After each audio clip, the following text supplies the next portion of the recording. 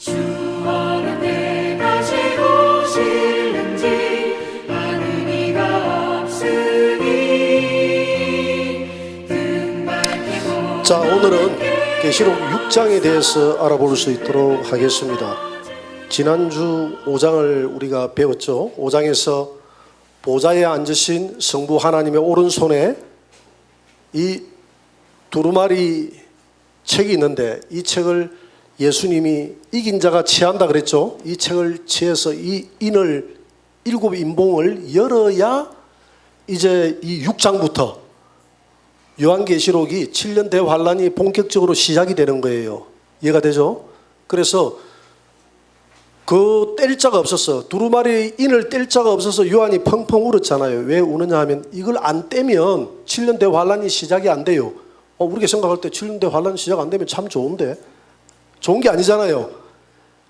이 땅에 계속 마귀가 지배하는 세상이 되지 않습니까? 언제까지 우리가 이렇게 살아야 됩니까? 그래, 7년 대환란이 시작된다는 것은, 이 인봉을 떼가지고 시작된다는 것은 마귀의 정체가 다 드러난다는 것입니다. 믿으십니까? 즉 그리스도가 등장하고 마귀의 정체가 다 드러나서 하나님이, 예수님이 재림해서 마귀를 심판하고 우리 믿음의 구원자들을 다 구원시키고 하늘에 있는 우리 성도들은 재림하여서 이 땅에 천연왕국을 이루므로써 에덴 동산이 회복된다는 그런 의미가 있습니다. 그래서 이 인을 예수님이 이긴 자가 취해서 뗀다는 것은 대단히 중요한 것입니다. 7년 대환란이 열린다는 차원에서. 그래서 본격적으로 지금 요한계시록 6장부터 7년 대환란이 시작되는 장입니다. 이해가 되죠? 그래서 우리가 이 계시록을 이해할 때 한번 봅시다. 자, 7인의 이해가 나옵니다. 계시록은 7인, 7나팔, 7대접이 전부거든요. 이해가 됩니까? 그런데 요한계시록을 이렇게 해석을 하는 분들이 있어요. 어떻게 해석을 하냐면, 이렇게 요한계시록이 되면 여기에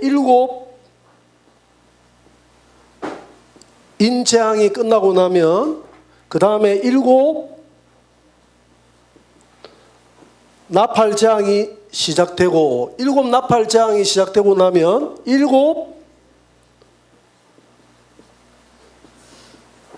대접 심판이 시작되고, 7 대접 심판 끝날에 예수님이 재림한다. 이렇게 해석하면 맞아요, 안 맞아요? 이게 안 맞아요. 왜냐하면 이 7인을 앞에 두고 7 나팔, 7 대접된다는 것은 말이 안 돼요. 왜냐하면 여러분들이 오늘 계시록 7인 마지막에 6째 인을 떼는 거 12절 한번 보세요. 12절 6째 인을 떼고 나면 어떤 일이 벌어집니까?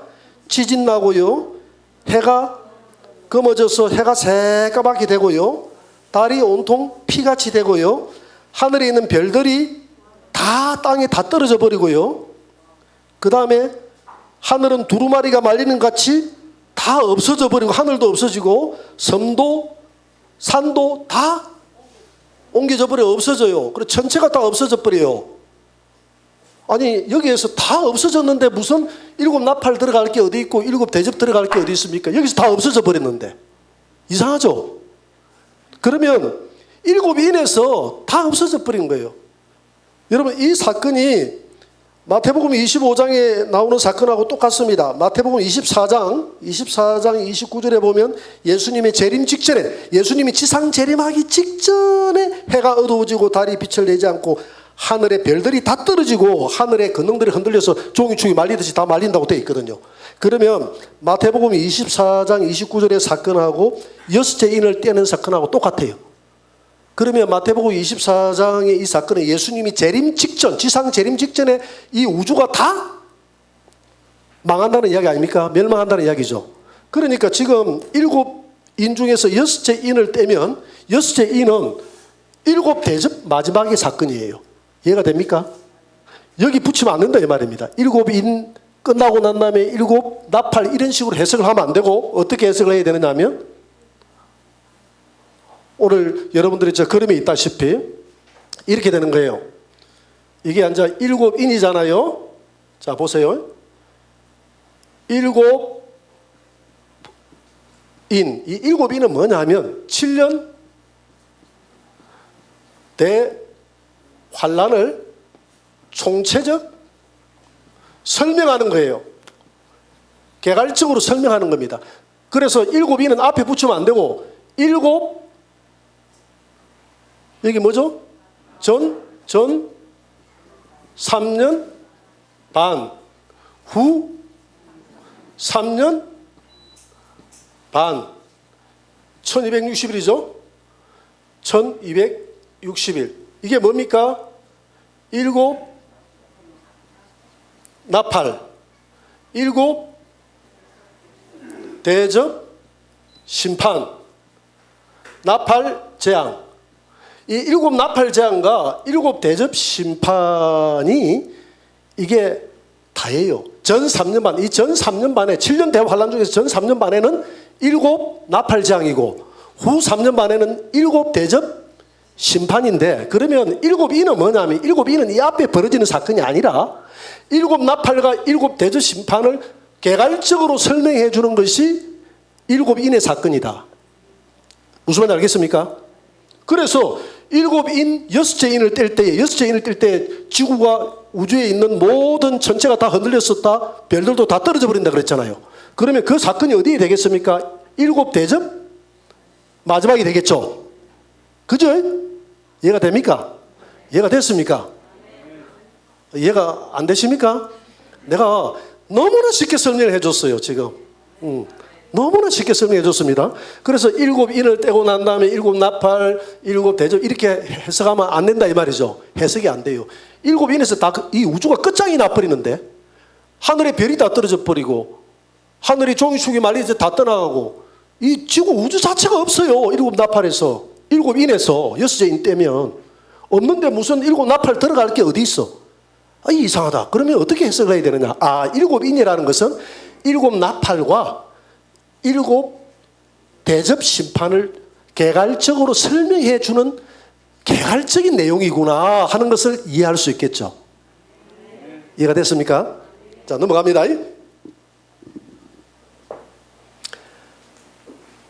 자, 그러면 이제 인봉을 떼야 되겠죠. 이제 예수님이 인봉을 떼야 드디어 7년대 환란이 시작이 됩니다.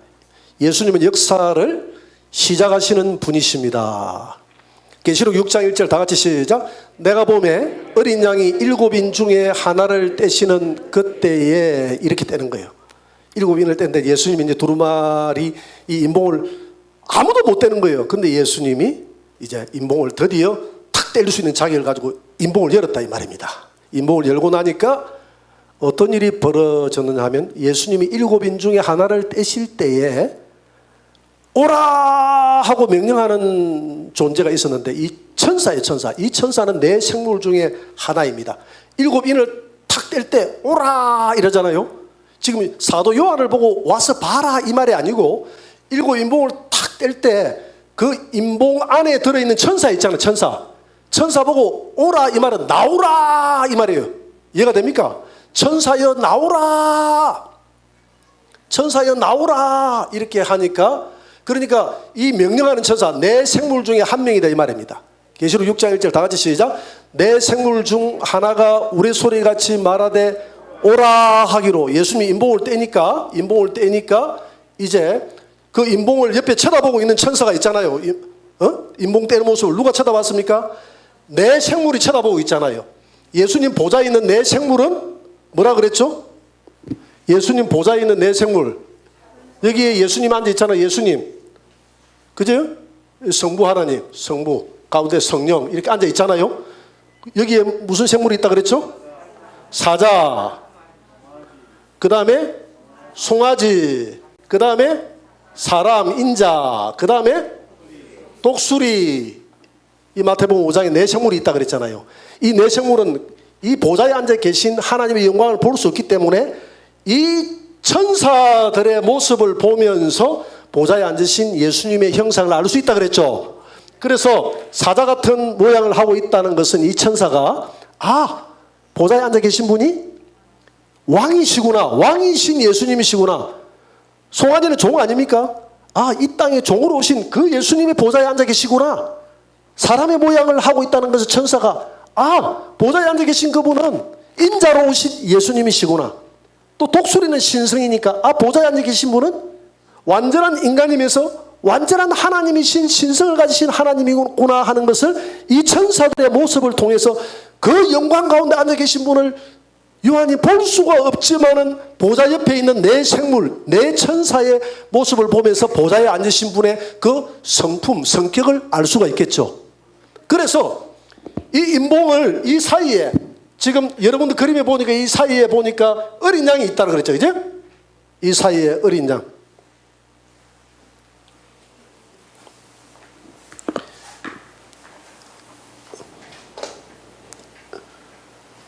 여기 인자 사이에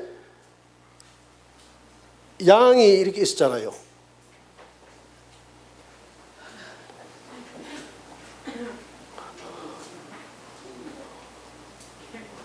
이 양같이 보입니까?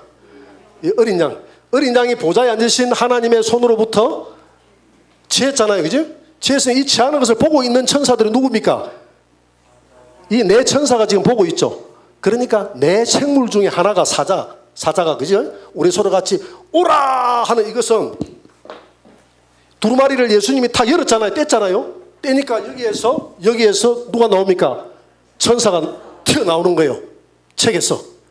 두루마리 책에서 천사가 튀어나오는데 첫 번째 이제 오라 이 말은 나오라 이 말이거든요. 그러니까 이 책 속에 있던 이 인봉한 책 속에 있던 그 천사가 튀어나오는데 그 천사가 어떤 모습을 하고 튀어나옵니까?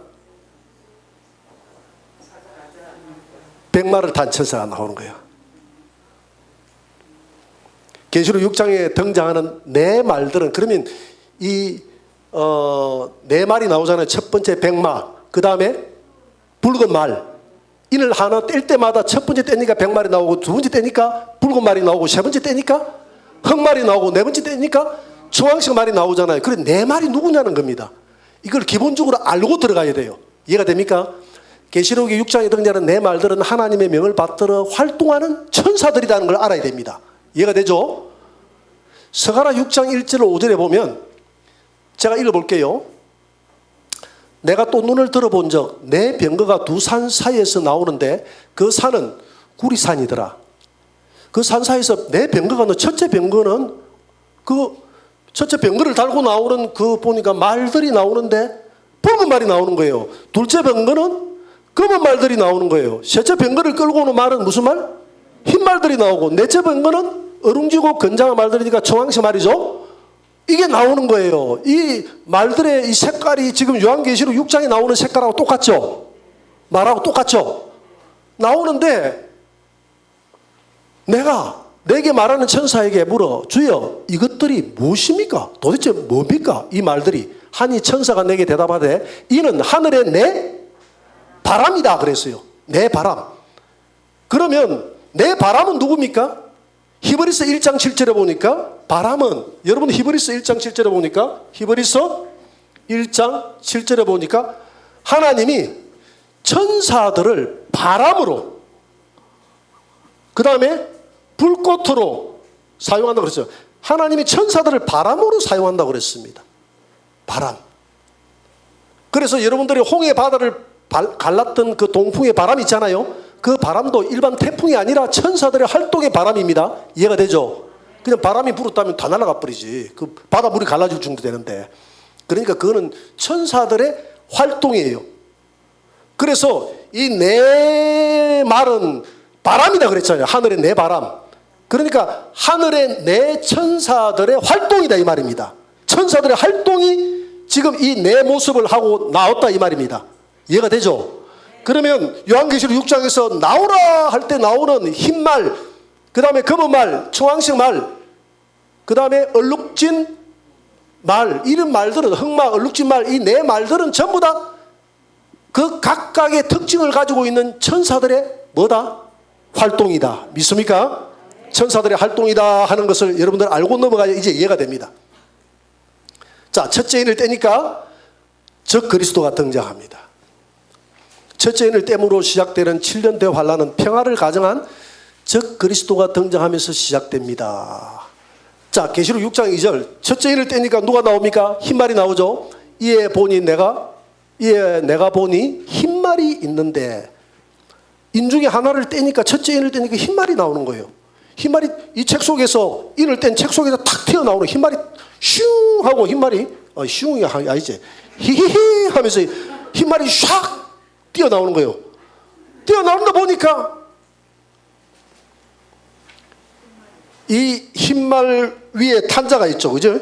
흰말 위에 탄자가 있는데 이게 뭐냐면 흰말 위에 불법의 사람 평화를 흰말은 평화거든요. 평화.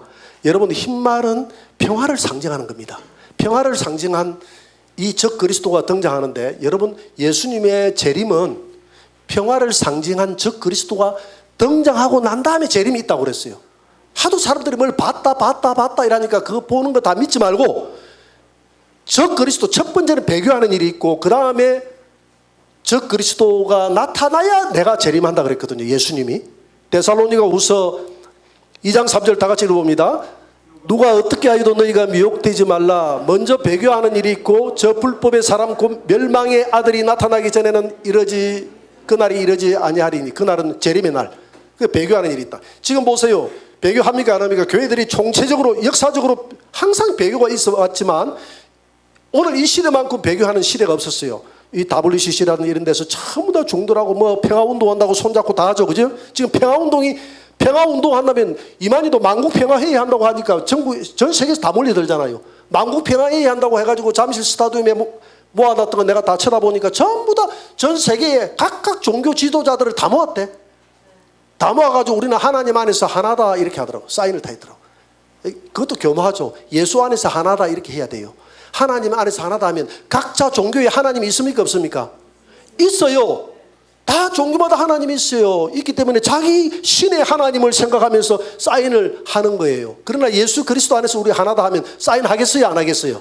안 하죠. 그렇게 이만희도 그것도 알고 다 알면서 교묘하게 머리 쓰는 거예요. 내가 전 세계의 평화의 왕이다 이렇게 하고. 중들 모으고 다 모아가지고 평화의 왕이다 하는 것은 그거는 적 그리스도를 따라가는 적 그리스도는 아니지만 적 그리스도적인 사람이에요. 믿습니까? 그렇잖아요.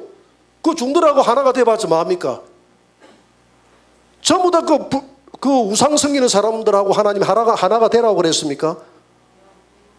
하나님이 그런 사람들 다 멸망할 것인데 우리가 하나다 이렇게 하면 안 되죠. 그래서 교회가 다 배교한다는 겁니다. WCC 평화운동 한다고 우리는 하나다 하고 평화운동, 인권과 평화. 지금 인권운동, 평화운동 지금 거세게 일어나고 있잖아요. 그러면 이런 운동이 뒷받침이 되어서 불법의 사람 멸망의 아들이 이런 평화운동, 인권운동할 때 평화의 왕, 인권의 왕으로 이 땅에 등장한다 이 말입니다. 이해가 됩니까? 그러니까 지금 평화운동하는 이것은 전부 가짜 평화예요. 하나님 안에서의 진정한 평화가 아니라 가짜 평화예요. 적 그리스도가 등장하기 위해서 하나의 지금 밑작업 해놓는 그런 평화다 이 말입니다. 그래 흰말을 타고 등장한다 이 말이다. 그러니까 이 흰말을 타고 등장한다니까 사람들이 이 흰말을 탄 이 사람이 예수님이다 이렇게 해석하는 분이 많아요. 어떤 분들은 천사다라고 해석하는 분들이 있고 그런데 예수님이나 천사가 아닙니다. 성경을 좀 더 깊이 연구를 해보면 절대 예수님이 될 수가 없어요. 자, 흰말을 탄 자가 이런 모습으로 등장하는데 이 흰말은 천사가 이 평화운동하는 이런 분위기 바람을 만들어 놓잖아요. 그죠? 그 배경은 운동은 천사가 하는 겁니다. 이해가 되죠? 천사가 평화운동하는 바람을 놔놓으면 그 바람을 타고 누가 이용하느냐 하면 사탄이 적 그리스도가 이용한다 이 말입니다. 여러분 적 그리스도는 원래 루시퍼가 아니에요. 사탄이 아니에요. 사탄은 지금 이청천의 하늘에서 보좌에 앉아 있습니다. 이해가 됩니까? 그런 이제 요한계시록은 용이다 그래요. 사탄은 나타나지 않아요. 성경에서 사탄은 세 번 나타났잖아요. 예수님 시험할 때 강야에서, 그 다음에 베드로를 통해서 십자가 지지 마시옵소서 할 때 2번, 그 다음에 가룟 유다에게 예수님 팔아라고 할 때 3번 나타났는데 이 마귀 루시퍼는 한 명인데 역사하지 않습니다. 보좌에 자기가 하나님이다 생각 보좌에 앉아 있다가 하나님이 성부 하나님이 예수님을 보냈던 것처럼 이 보좌에 앉아 있는 이 청천의 보좌에 앉아 있는 이 사탄이 누구를 보냈냐면 자기도 자기 아들을 이 땅에 보냈는데 그 아들이라고 자기가 생각하는 그 존재가 적 그리스도다. 이해가 됩니까? 적 그리스도는 루시퍼가 아니라 루시퍼가 보내는 용이 보내는 그런 사람 속에 역사하는 2인자 되는 그런 영적 세계에서 자기들의 세계에서 마귀의 세계에서 2인자가 되는 하나님의 자칭 아들이라고 하는 자가 적 그리스도다. 믿습니까? 그래서 이 적 그리스도가 천사가 이 흰말이 나왔다는 것은 바람을 통해서 이 땅에 평화운동이 불게끔 하나님이 천사를 통해서 활동을 할 수 있도록 이렇게 만들어주면 그 평화운동의 바람을 타고 누가 성선을 하느냐 하면 적 그리스도가 나타나서 성선을 하는 겁니다. 이해가 되죠? 이 가짜 평화이기 때문에 거짓 복음, 가짜 평화. 그래서 이 가짜 평화 운동을 예수님으로 보면 안 돼요. 흰말을 탔다 하니까 흰말을 타고 면류관을 썼다고 하니까 사람들이 예수님이 하는데 이 논리 전개상 예수님으로 이해를 하면 안 됩니다. 7년대 환란은 지금 적 그리스도가 지배하는 시간이거든요. 그렇기 때문에 적 그리스도가 나타나야 돼요. 이해가 됩니까? 첫째, 자, 논리 전개상 왜 안 맞느냐 하면 예수님이 지금 인을 뗐잖아요. 인을 떼고 난 다음에 백마를 탄 자가 예수님이라고 하면 예수님이 책에서 인을 뗐는데 그러면 인을 떼고 나면 또 이 책 속에서 예수님이 나온다는 그것도 좀 이상하잖아요. 예수님이 인을 떼고 나면 흰말을 탄 천사가 나와서 그 천사의 그 바람 위에 누가 그 바람을 탔다고요? 저 그리스도가 바람을 타가지고 이렇게 활동하는 게 맞지. 예수님이 나온다는 것은 논리 전개에서 안 맞다는 것이죠. 예수님이 떼고. 계시록 6장 1절 2절 다 같이 시작. 내가 보매 어린 양이 7인 중에 하나를 떼시는데 이에 내가 보니 흰말이 있는데 그 탄 자가 활을 가졌고. 그러니까 예수님이 인을 뗐는데 책 속에서 예수님이 나온다는 것은 논리 전개상 안 맞다. 그래서 이 흰말 탄 자는 예수님이 아니다는 것이죠. 그리고 두 번째 증거로서 예수님을 향하여 피조물인 천사가 지금 인을 떼고 나니까 오라 하니까 백마 탄 자가 나왔잖아요. 그러면 천사가 그 예수님을 향해서 오라 하고 명할 수 있겠습니까? 지금 보세요. 계시록 6장 1절 다 같이 시작. 내 생물 중에 하나가 우리 소리같이 말하되 오라. 첫째 인을 떼니까 내 생물 중에 하나가 이 인 떼는 거, 이 예수님이 인을 떼니까 인 떼는 모습을 보고 있다가 오라 이렇게 나오라 이 말이거든요. 나오라, 예수님을 보고 나오라 하는 것은 안 맞잖아요. 그리고 어떤 분들은 이걸 가르쳐서 나오십시오 이렇게 했다는데 이것도 안 맞아요. 나오라 한 것은 그래서 그 흰말을 가정한 천사여 너에게 내가 지금 활동할 기회를 주노니 너 나왔어. 하나님 허락했을 때 이 땅에 평화의 왕으로 잠시 너에게 이김을 내가 허락한다 이 말이거든요. 나오라 이 말이거든요. 그래서 적 그리스도가 거짓을 가정한 적 그리스도가 마치 예수님은 아니다. 그리고 7인을 떼므로써 환란이 시작되고 이 땅에 심판이 진행되기 때문에 백마 탄 자는 적 그리스도의 세력으로 보아야 논리 전개상 연계성이 있는 것입니다. 자 보세요. 첫째 인을 떼면 백마 탄 자가 나타나서 평화를 가장한 적 그리스도가 등장하고 둘째 인을 떼면 그 다음에 붉은 말을 탄 전쟁 천사가 나타나고 셋째 인을 떼면 검은 말을 탄 기근이 나타나고 넷째 인을 떼면 청황색 말을 탄 질병과 죽음이 나타나고 이게 연계성이 다 연계성이 있잖아요. 그죠? 그리고 백마 탄 자를 평화를 가장한 적 그리스도라 했는데 백마 자체는 천사의 활동이 됐죠. 백마 위에 탔다는 것은 그 평화 위에 누가 성선을 했다고요? 적 그리스도가. 이제 이해가 됩니까? 말 자체는 천사입니다. 말 자체는 천사입니다. 말은 아까 그랬잖아요. 말은 뭐라고 그랬죠? 아까? 바람이다 그랬잖아요. 아까 바람. 바람은 히브리서 1장 7절에 보니까 천사들의 활동이 됐잖아요. 그러니까 말이 나왔다는 것은 이 말들은 다 누구다고요? 천사입니다. 근데 천사들에게 전쟁 천사가 전쟁의 바람을 허용했다는 겁니다. 그러면 말은 이 땅에 천사 보고 하나님이 명해서 기근을 네가 조성을 하라는 것입니다. 그 다음에 청황식 말을 이걸 통해서 천사들이 다윗 시대에도 천사가 유행병을 줬잖아요. 청황식 말은 유행병이거든. 천사들로 하여금 유행병을 허락하도록 한다 이 말입니다. 그런데 이 배후에는 전부 다 누가 지금 역사를 합니까? 사단이. 적 그리스도가 역사한다 이 말입니다. 그래서 갑자기 예수님이 백마 타고 승리하는데 갑자기 전쟁이 나버리고 이러면 뭔가 논리 전개상 안 맞다 이 말이죠. 그러니까 이게 다 이 모든 일들이 천사가 활동했지만은 배후에 이 악한 적 그리스도가 등장해서 배후에서 이 모든 천사들의 활동을 지금 하나님이 허락한 것을 이 적 그리스도가 이용하는 것이죠. 그래서 이 백마 탄 자는 예수님으로 보면 안 되고 이 전체적인 이 논리 전개상 갑자기 예수님이 백마 타고 나왔다가 이기면 계속 이겨야 되는데 갑자기 붉은 말 전쟁이 나와버리고 이러면 안 되니까 이것은 적 그리스도가 맞구나. 왜? 저 그리스도가 등장해야, 나타나야 이제 7년 대환란이 시작이 되니까 이해가 되죠? 저 그리스도로 보는 것이, 평화를 가정한 저 그리스도로 보는 것이 맞다. 그래서 6장의 백마탄자는 정체가 불분명한 거예요 지금. 반면 19장의 백마탄 예수님은 자신을 분명히 드러내고 있습니다. 여러분 6장 2절에 보니까 이 흰말을 탔는데 활을 가졌다고 그랬죠. 어제? 활을 가졌는데 화살도 없고, 그래서 어떤 분들은 뭐 활이 있으면 화살이 있는 것이다 이렇게 이야기하는데, 또 면류관을 받아 쓰고 이기고 또 이기게 하더라. 이기고 이기는 자는 예수님밖에 없다 이렇게 이야기하는데, 면류관도 예수님이 썼다 하는데 이게 전부 다 가장이에요. 왜냐하면 19장에 보면 예수님은 백마를 탔는데 정체가 명확합니다. 나는 중심과 진실이라는 이름이 딱 새겨져 있어요. 그리고 그 머리에 관들이 있는데 많은 관들을 썼고 피 뿌린 옷을 입고 하나님의 말씀이다라고 자기를, 정체성을, 자기의 모습을 정확하게 드러냅니다. 혼란이 오지 않도록. 그런데 지금 계시록 6장 2절은 이게 예수님인가? 이게 누군가 불명확하다 이 말입니다. 그래서 예수님으로 볼 수 없다는 것이죠. 여호와가 쏘는 말도 있지만 사탄이 쏘는 속이는 활도 있습니다. 여호와가 쏘는 활도 있지만은, 그래서 이 활을 쏘더라 하니까 구약에 보면 활을 쏜다고 되어 있거든. 계시록 6장 2절에 보니까 이에 내가 보니 흰 말이 있는데 그 탄 자가 뭘 쐈다? 활을 가지고 활을 가지고 이기고 또 이기더라 이 말이거든. 그 구약에 보면 활을 여호와가 쏜다고 되어 있거든요. 하박국 3장 9절 다 같이 시작.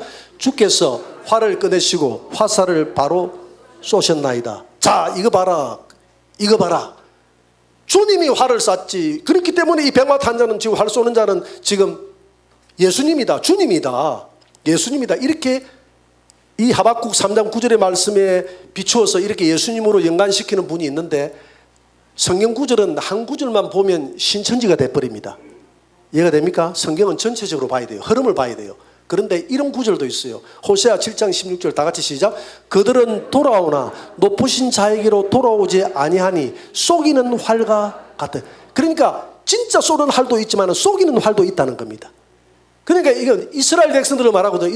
호세아가 이스라엘 백성들이 하나님께로 돌아오세요 했는데, 이스라엘 백성들이 하나님께로 돌아왔다 이 말. 우리 돌아왔습니다 하는데, 그들은 진정 몸만 성전에 있지 마음은 하나님께서 멀리 있기 때문에 돌아오지 않은 것이나 마찬가지다 이 말입니다. 이해가 됩니까? 이해가 됩니까? 그래서 사무엘상 7장에서 뭐라고 이야기합니까?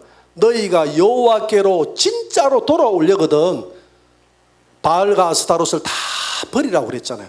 버리고 내게로 돌아오라. 여러분, 우리가 교회만 와서 앉아있다고 예수님에게로 돌아온 게 아니에요. 우리가 진정으로 돌아온 것은 우리 안에 있는 모든 탐심과 모든 우상들을 버릴 때 우리가 예수님에게로 돌아온 것입니다. 믿습니까? 그래서 돌아왔다고 하는 것은 거짓이다 이 말입니다. 이스라엘 백성들이 돌아왔다고. 이와 마찬가지로 지금 활을 쏘는 자가 주님 같지만은 사실은 이 속이는 활도 있기 때문에 지금 이 활을 쏘는 흰말을 타고 활을 쏘는 자가 주님같이 보이지만은 속이는 저 그리스도다 이 말이에요. 이분이 평화 운동을 하지만은 진정한 평화가 아니라 거짓 평화다 이 말입니다. 이해가 됩니까? 그래서 백마탄자는 누구다고요? 저 그리스도다. 여러 가지 상황으로 봐서, 논리 전개상 여러 가지 상황으로 봐서 예수님이 아니라는 것이죠. 그렇게 보는 것이 맞다는 것이죠. 그리고 다섯 번째로 계시록 시대의 짧은 시간 동안 하나님은 이기고 또 이기들 했잖아요. 예수님만 이기는 게 아니라 사탄에게도 이김의 권세를 잠시 동안 허락했다는 것입니다. 한번 보세요. 계시록 6장 2절에 보니까 백마탄자가 이기고 또 이기기 때문에 예수님이다 이렇게 이야기하는데, 예수님만 이기는 게 아니에요. 계시록 13장 7절에 보니까 또 권세를 받아 성도들과 싸워 이기게 되고, 누가? 저 그리스도가. 짐승, 이 정치적인 자칭 메시아라고 하는 정치적인 이 저 그리스도가 성도들에게 이긴다고 그랬어요. 여기 보니까 이기고 또 이기더라 했잖아요. 그러니까 궁극적으로는 예수님이 이기지만은 이 짧은 기간 동안에 잠시의 이김은 허락을 했다. 할렐루야. 예수님이 십자가에 달릴 때도 마찬가지입니다. 십자가에 달리는 순간만큼은 예수님이 전 거예요. 그러나 부활함으로써 궁극적으로 예수님이 승리한 줄 믿으시기 바랍니다. 이와 같은 거예요. 7년 대환란 기간 중에 계시록 13장부터 7년 환란 중에 후 3년 반이 시작되거든요. 그래서 하나님이 사탄에게 후 3년 반은 완전히 사탄이 세상을 이기는 시대입니다. 이해가 됩니까? 그래서 이 사탄이 권세를 받아서 성도들에게 이기게 되더라 이 말입니다. 다니엘서 12장 7절 다 같이 시작. 반드시 한때 두때 반때를 지나서 성도의 권세가 다 깨지기까지니 그렇게 되면 이 모든 일이 다 끝나리라. 한때 두때 반때니까 이게 후 3년 반이에요. 후 3년 반. 후 3년 반 한때 두때 받으면 후 3년 6개월 아닙니까? 후 3년 반. 이 3년 6개월 동안 누구에게 권세를 줬다? 성도의 권세가 이 기간에는 다 깨집니다. 누가 이깁니까? 적 그리스도가 이깁니다. 그래서 이 흰맛 환자가 이기고 또 이기려고 하더라. 이 말은 예수님만이 이기는 것이 아니라 사탄도 이 기간 동안에 잠시의 이김을 허락한다는 것입니다. 믿습니까? 그래서 우리는 이 후 3년 반이 아니고서는 성도들이 한 번도 사탄에게 진 적이 없습니다. 그러니까 늘 승리하시기 바랍니다. 우리는 후 3년 만으로 넘어가기 전에 그렇지 변화체로 올라가고 또 예배치로 들어가고 하기 때문에 우리는 한 번도 사탄에게 질 수 있습니까? 없습니까? 없어요. 교회의 권세를 깨뜨릴 자가 없음을 믿으시기 바랍니다.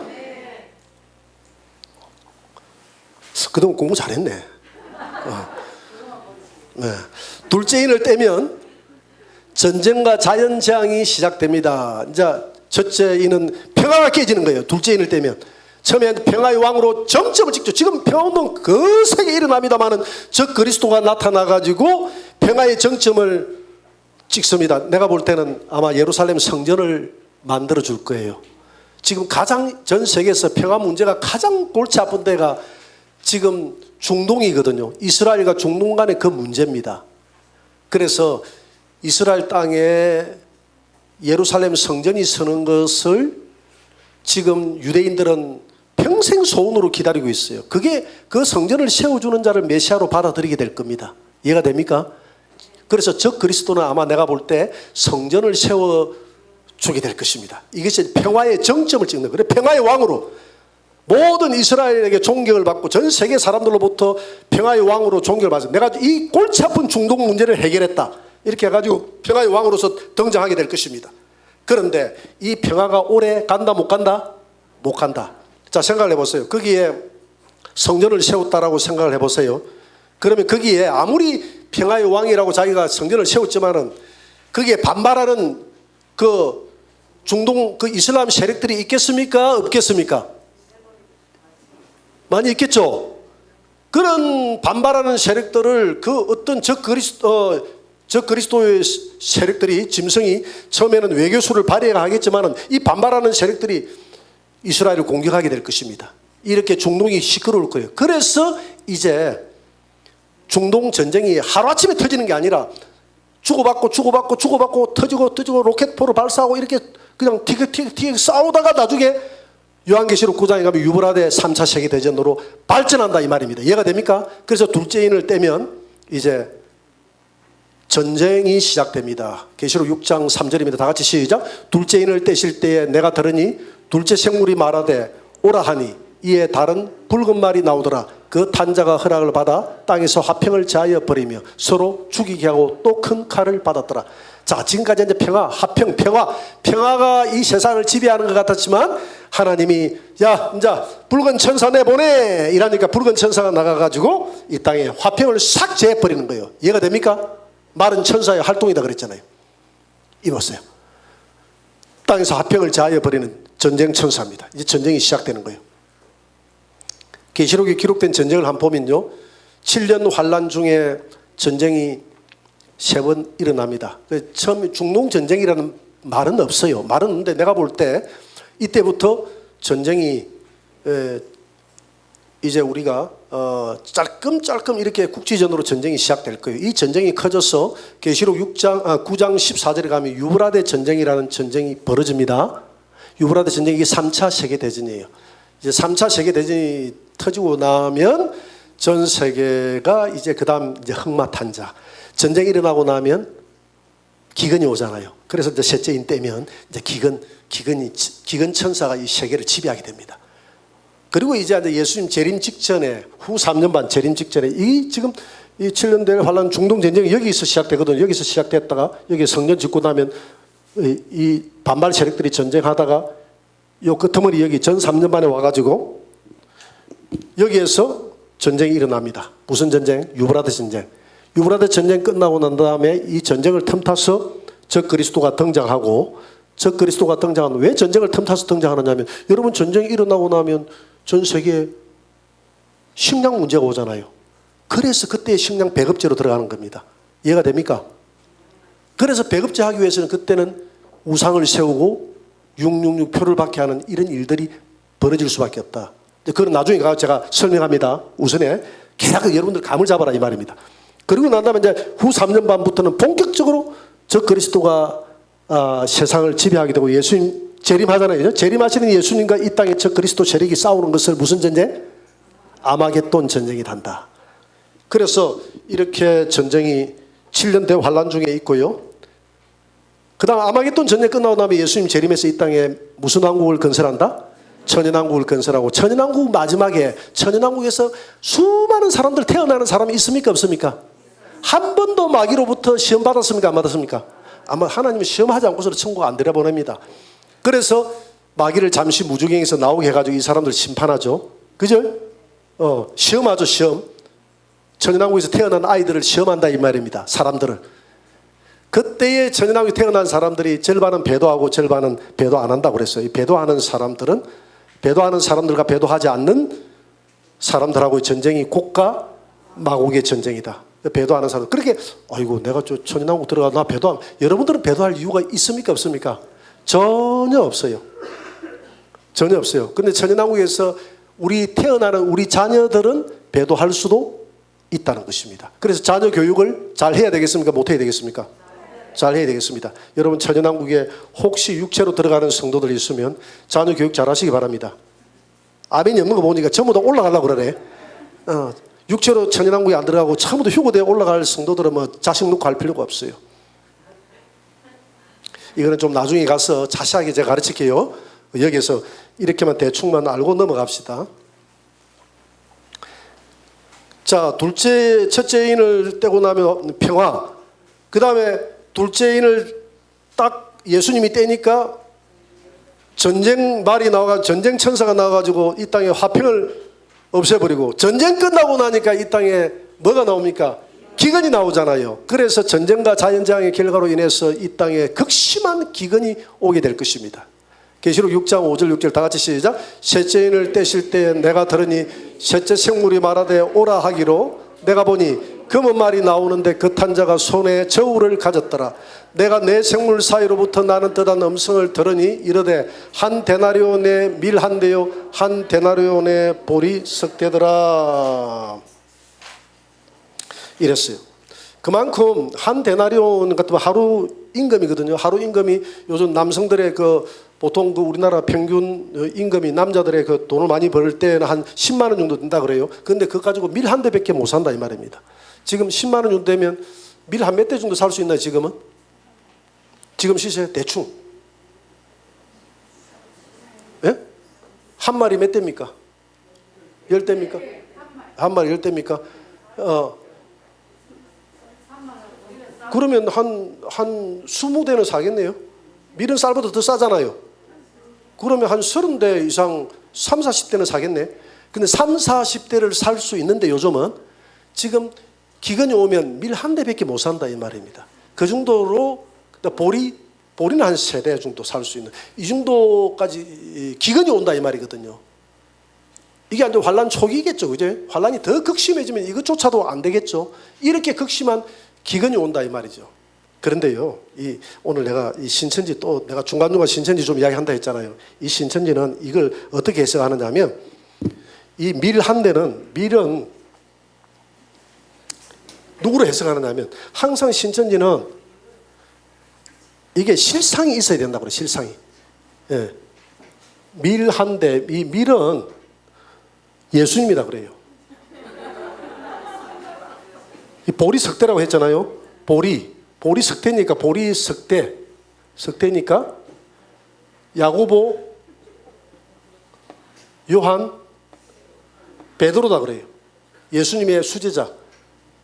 그러니까 결국 이 밀 한 대는 이렇게 해가지고 초대교회, 이게 초대. 그러니까 이게 처음에 초대교회 때, 신약 시대 때, 신약 시대 때는 성경에 일이 됐다는 거죠. 그러면 이게 실상이 있어야 된다 이 말이죠.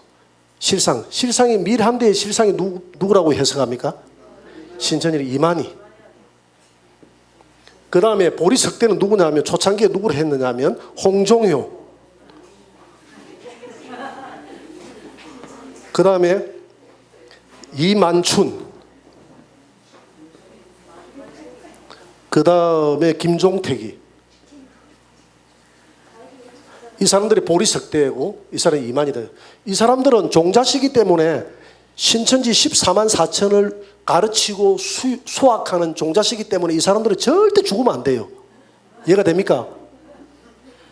죽으면 안 돼요. 그런데 여기에서 홍종효, 이만춘, 김종택이라고 가르쳤는데 이 84년도에는 또 어떻게 가르쳤냐면 밀한대는 이만인데 홍종효 하고 이만춘이와 김종택이가 사라져버립니다. 어디 갔는지 모르겠어요.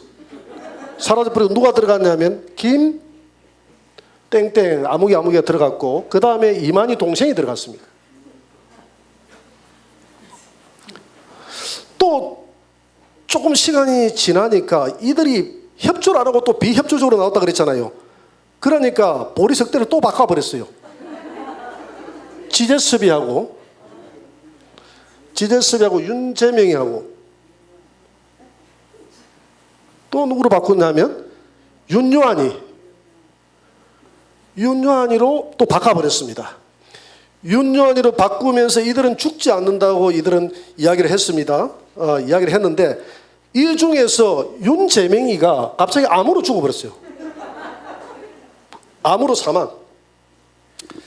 그래서 이렇게 하니까 이게 도대체 이게 이만희가 생각하니까 이거 도대체 안 되는 거 이렇게 해가지고 그래서 이제는 이런 이야기 안 합니다. 싹 지금은 없애버리고 지금은 그냥 4대 교회 중에서 그냥 신앙의 절기를 지킨 이긴 자가 보리석대 밀은 자기니까 보리석대다 이렇게만 두리뭉실하게 가르치는 거 지금은 또 어떻게 내가 또 요즘에는 바뀌는지는 모르겠는데 하여튼 이렇게 신천지 진리는 이렇게 자꾸 변하면 됩니까 안 됩니까? 하나님 말씀이 이렇게 자꾸 변하는 거예요. 실상이 이렇게 자꾸 변해. 저번에 그랬잖아요. 일곱 눈이 하나님의 예수님의 일곱 눈이 있다고 그랬잖아요. 예수님의 일곱 눈이 빠지면 됩니까 안 됩니까? 안 되는데 그 일곱 교육장이다 그랬죠. 일곱 교육장 중에서 신천지 일곱 교육장이 있거든요. 아주 권력이 막강합니다. 이 일곱 교육장이 바로 이만희가 보내는 일곱 눈인데 그 중에서 3명이 탈퇴해버렸어요. 그 3명이 탈퇴했다는 눈이 빠져버렸다는 이야기입니다. 눈 3개가 빠져버렸어요. 그래서 눈 3개를 갈아 넣었어요. 갈아 넣고 또 한 명이 집화장으로 내려갔으니까 집화장으로 내가 시력이 가버린 거예요. 그 돋보기를 또 썼어요. 돋보기 쓴 게 아니라 그것도 갈아 넣었네. 바꿨는데. 그러니까 이 신천지 교리라는 것은 한마디로 코미디입니다. 코미디. 알고 나면 이거는 이런 코미디가 없어요. 신천지 성도들이요. 좀 정신을 차리고 돌아오시기 바랍니다. 이런 코미디에 놀아나는 거예요. 이런 코미디. 너무너무 안타까워서 제가 중간중간에 넣어서 신천지 공부를 할 수도 없고 그래서 계시록에 맞지 않는 것들을 제가 조금씩 이야기를 하는 겁니다. 안타까운 일이죠. 영생을 잃어버리니까. 자, 땅의 기근을 부르는 이런 천사.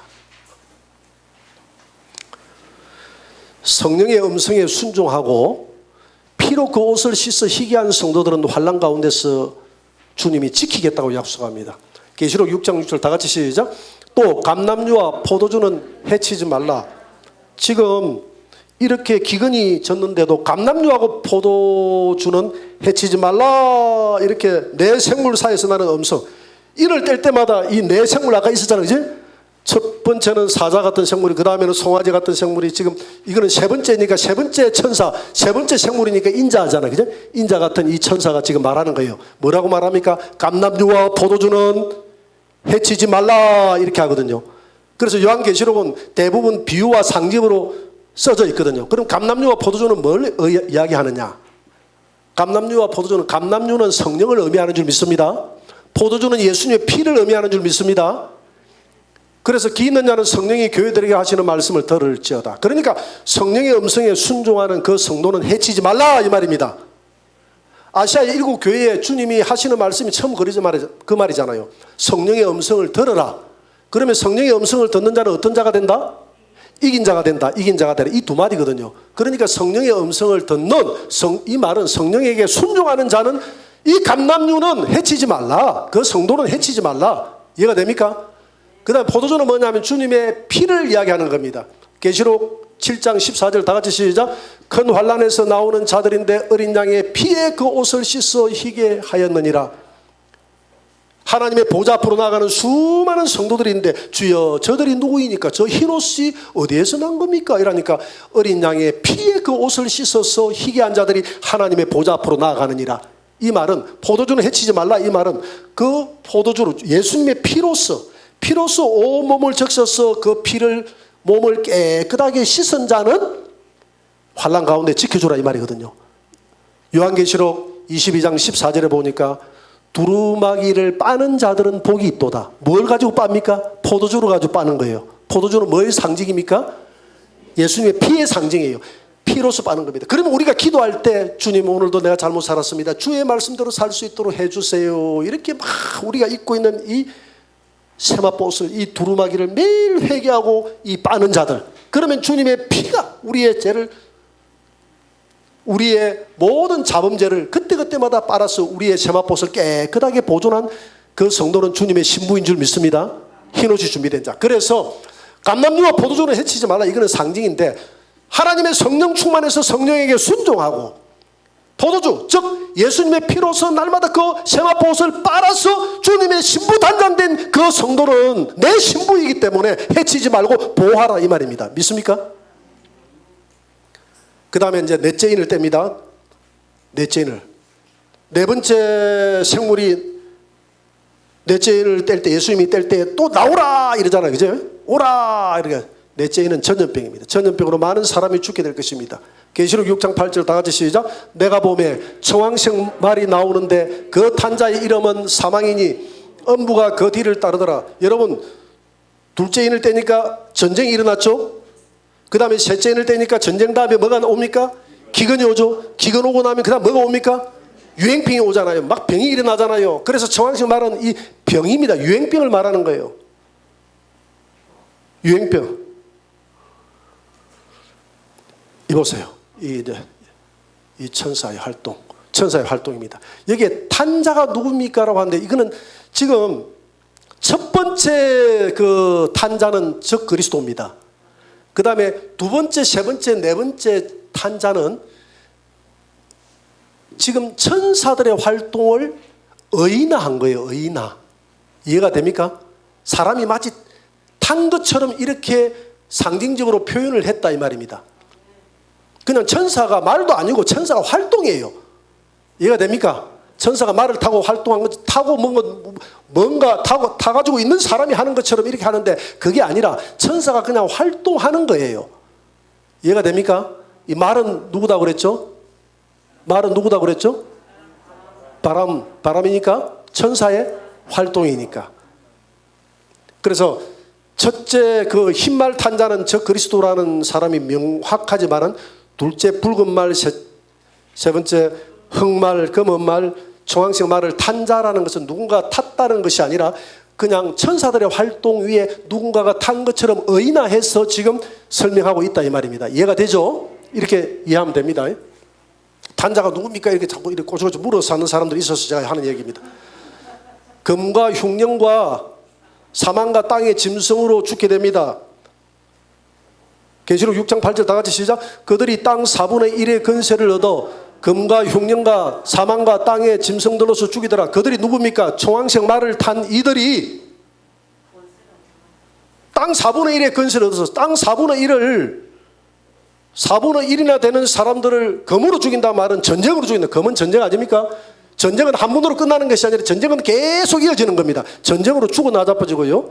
7년대 환란 기간에. 그 다음에 흉년도 둘째 말이 흉년이지만 지금 흉년이 계속 이어지는 거 아닙니까? 그죠? 흉년이 둘째 흑마가 타고 나니까 그 다음에 유행병이 이어지고 그 다음에 사망은 유행병을 말하는 거예요. 이게 계속 이어지는 거예요. 계속 이어지다가 이제는 뭐가 하나 더 더해졌냐 하면 짐승이 더해졌어요. 짐승이 누굽니까?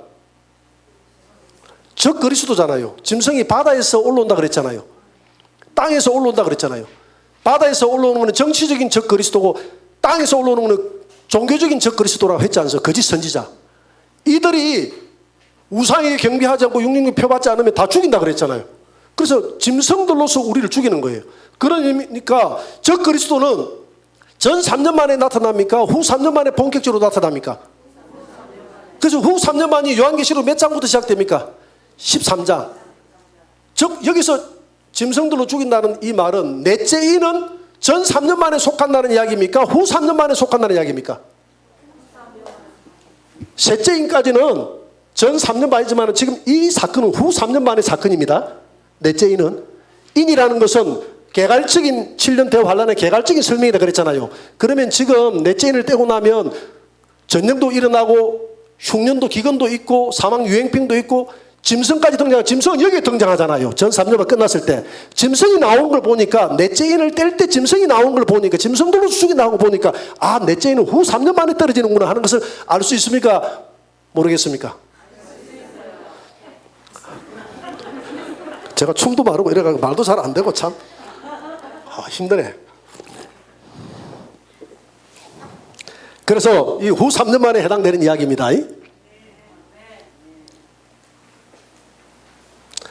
그 다음에 다섯째 인을 떼면 하늘의 순교자의 탄원이 나옵니다. 이들이 순교당한 이유는 하나님의 말씀과 예수님의 증거 때문이었습니다. 계시록 6장 9절 다 같이 시작. 다섯째 인을 떼실 때에 내가 보니 하나님의 말씀과 그들이 가진 증거로 말미암아 죽임을 당한 영혼들이 제단 아래에 있어 제단 아래에서 막 기도하는 거예요. 탄원을 하는 거예요. 제단 아래에서 뭐라고 탄원을 합니까? 봅시다. 탄원의 장소는 하나님의 제단입니다. 죽임을 당한 영혼들이 제단 아래에 있어 제단은 성도들의 기도를 받으시는 곳입니다. 계시록 8장 3절 다 같이 시작. 또 다른 천사가 와서 제단 곁에 서서 금향로를 가지고 많은 향을 받았으니 자 보세요. 제단에 그 성전에 보면 예루살렘 그 성전에 보면 성소와 지성소 앞에 여기에 금향로가 있어요. 여기 향로가 있죠. 이 향에서 매일같이 향이 올라가는 아침 저녁으로 이 향을 갈아가지고 향을 끄지 말라고 그랬어요. 그러니까 이 향은 이 땅에 중보기도 하시는 예수님을 의미하는 겁니다. 믿습니까? 예수님을 의미하기도 하고 예수님과 연합되어서 살아가는 우리 성도들이 우리 이 성전은 우리 마음이잖아요. 우리 마음의 성전에서 매일같이 이 향에 기도의 향이 꺼지면 됩니까? 안 됩니까? 아침 저녁으로 향을 간다는 것은 아침에 기도하고 저녁에 기도하라는 것이 아니라 하루 종일 쉬지 말고 기도해야 된다 이 말입니다. 기도의 향이 올라가야 된다 이 말입니다. 기도의 향이 올라가면 천국에서도 성전이 있습니까? 없습니까?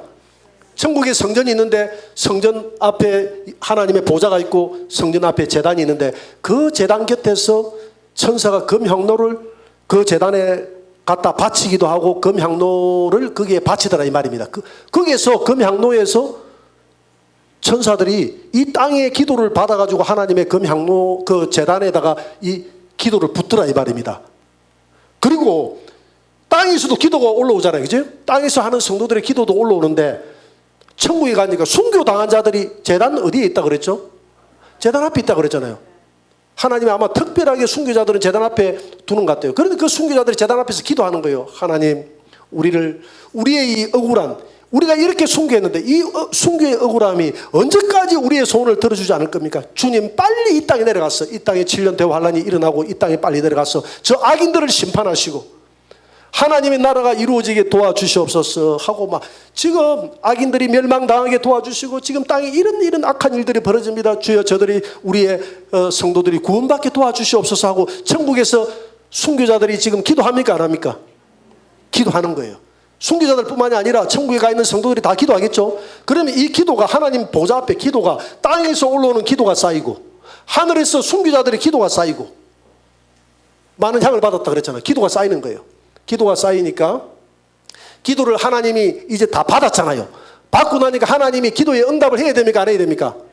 응답을 하는데 어떻게 응답을 하느냐 하면 불로서 응답을 한다 이 말입니다. 계시록 8장 5절 다 같이 시작. 천사가 향로를 가지고 제단에 불을 담아 땅에 소돔에 우레와 음성과 번개와 지진이 나더라. 이 금향로의 천사들이 금향로를 받아가지고 올라가지고 제단에 부었어요. 그러면 향로가 비었잖아요. 비었으니까 제단에 그 불을 담아라 하나님이 하니까 천사가 이 자기 기도를 이제 이렇게 내려놨으니까 그 빈 항아리에 불을 담았어요. 그걸 땅에다 쏟아라 이러니까 땅에다 쏟으니까 우리 교회는 이 불이 성령의 불이요. 할렐루야. 세상 사람들에게는 심판의 불이 되는 줄 믿으시기 바랍니다. 그래서 우레와 음성과 번개와 지진이 나더라. 이 말은 이거는 하나님의 심판이 시작되더라 이 말입니다. 심판을 이렇게 표현하는 거예요. 제단에 불을 담았어. 응답하는 장소입니다. 그러니까 그 제단 옆에 지금 순교자들이 있잖아요. 하도 하나님 앞에 빨리 내려가서 빨리 재림해서 내려가서 하나님은 조금 더 있다가 내려가고 싶은데 왜? 이 땅에 아직도 추수해야 될 사람들이 있으니까. 근데 이 순교자들은 자꾸 우리 억울함을 들어달라서 하니까 하나님이 무슨 옷을 입혀주느냐면 흰 두루마기를 입혀주는 거예요. 계시록 6장 11절 다 같이 시작. 각각 그들에게 흰 두루마기를 주시며 이르시되 아직 잠시 동안 시대 두루마기를 미리 선물로 준 거예요. 이 두루마기는 언제 입는 옷입니까? 예수님 재림 직전에 요한계시록 19장 7절 8절에서 결혼할 때 입는 옷이 이 두루마기예요. 신부복인데. 그런데 순교자들에게는 특별하게 그때 주는 게 아니라 미리 흰 두루마기를 너는 내 신부다고 줘버렸다 이 말입니다. 이해가 됩니까? 이거 특권이에요. 순교자들에게 특권이에요. 빨리 이 두루마기를 가지고 싶은 자들은 주를 위해서 순교하시기 바랍니다. 그러니까 지금 뭐 이 땅에서 지금 뭐 세마포 옷 입는 그런 뭐 성애도 있고 한다는데 그거 말씀에 벗어나는 행동입니다. 아무리 영적으로 뭐 세마포 옷이 내려오는 것이 보인다 내가 입었다 해도 그건 말씀에 벗어나면 안 돼요. 말씀에는 보세요. 세마포 옷은 언제 주느냐. 이 순교자들도 땅에서 못 입었어요. 땅에서 입었다면 하나님이 흰 두루마리 줄 필요 없죠. 순교자들도 하늘에서 주는데 우리가 벌써 뭐 무슨 세마포 이 성에서 그냥 집회한다고 해서 세마포 준다. 이거 성경 말씀에 어긋나는 거예요. 이해가 됩니까? 세마포 옷은 요한계시록 19장 8절에 보니까 입도록 허락하였으니 그때 허락한다는 겁니다. 이 땅에서 우리가 세마포 옷을 입는 게 아니에요. 이 땅에서는 구원의 옷을 입고 가는 줄 믿으시기 바랍니다. 일평생 구원의 옷에 세마포 옷은 성도의 옳은 행실이라. 옳은 행실로 성도로서 정말 성도로서의 옳은 행실을 쌓아난 자들은 너는 내 신부다 하고 그때 특별하게 결혼식 할 때 특별하게 입혀주는 옷이 세마포 옷이다. 하늘나라 가서 입는다. 땅에서는 입는 옷이 아닙니다.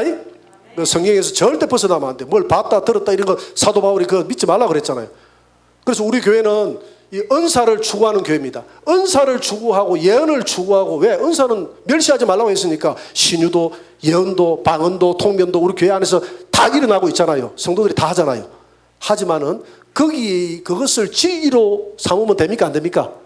그것이 진리는 아니다. 그건 참고로 하면 되는 것이다. 할렐루야. 세마포 옷을 뭐 입었다 봤다 들었다 한상 봤다 이것도 참고로 하면 되는 것입니다. 순교자의 숫자가 차면 예수님이 지상 재림하겠다고 이야기합니다. 그러면서 이제 세마포 옷을 주면서 미리 주면서 뭐라고 이야기하느냐 하면 같이 읽어봅니다. 이르시되 아직 잠시 동안 시대 그들의 동무 종들과 형제들도 자기처럼 죽임을 당하여 그 수가 차기까지 하라 하시더라. 그러면 이 수가 언제 찹니까? 7년대 환란 중에 수가 찰 줄 믿습니다. 순교자의 수가 차기까지 기다리라. 여섯째 인을 떼면 큰 지진과 함께 전체가 흔들리는 대자연의 변동이 있고 예수님의 지상 재림이 있을 것입니다. 여섯째 인을 떼면 지상 재림이 있습니다. 여섯째 인 떼고 이때 지상 재림이 일곱 나팔 일곱 대접이 되는 게 아니다. 그러니까 일곱 인이라는 것은 여섯째 인은 요때 떼는 지상 재림 직전에 떼는 거예요. 이해가 됩니까? 그래서 일곱째 인은 일곱 나팔과 일곱 대접에 대한 총체적인 설명이다 이 말입니다. 이해가 되죠? 보세요. 전체에 이상이 있을 것을 이야기하고 있지 않습니까? 계시록 6장 12절 다 같이 내가 보니 여섯째 인을 떼실 때 첫째 큰 지진이 나고 그 다음에 해가 검은 털로 상복같이 검어지고 그 다음에 달이 온통 피같이 되고 하늘의 별들이 무화과 나무에 대풍이 떨어진 것 같이 열매가 떨어지는 것처럼 땅에 다 떨어져 버리고 하늘은 두루마리가 말린 것처럼 다 떠나가고 산과 섬도 제자리에 옮기져 없어져 버리는데 무슨 일곱 나팔 들어갈 게 어디 있습니까?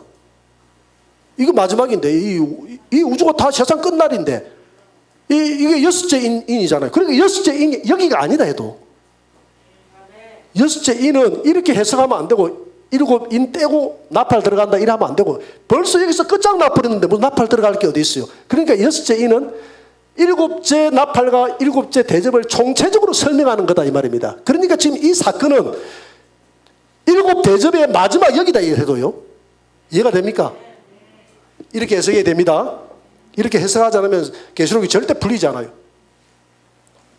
그런데 이 사건이 마태복음 24장에서 예수님 재림 직전에 있는 사건하고 똑같다 이 말입니다. 24장 29절에 보니까 그날 환란 후에 이제 환란이 다 끝났어요. 지상 재림할 때 해가 어두워지고 계시록 6장 4장 사건하고 똑같잖아요. 그죠? 달이 빛을 내지 않고 별들이 하늘에서 다 떨어지고 하늘의 권능들이 흔들린다. 종이 거기서는 종이 축이 말린다 그랬잖아요. 그죠? 여기는 권능들이 흔들린다. 똑같은 말이거든요. 그때 인자의 징조가 하늘에서 보이겠고 그 땅에 모든 족속들이 통곡하며 그들이 인자가 구름을 타고 능력과 큰 이렇게 지상 재림하는 주님의 모습을 보리라. 이게 있고 난 다음에 지상 재림하거든요. 지상 재림하면서 이 땅에 천연왕국이 시작되는 줄 믿으시기 바랍니다.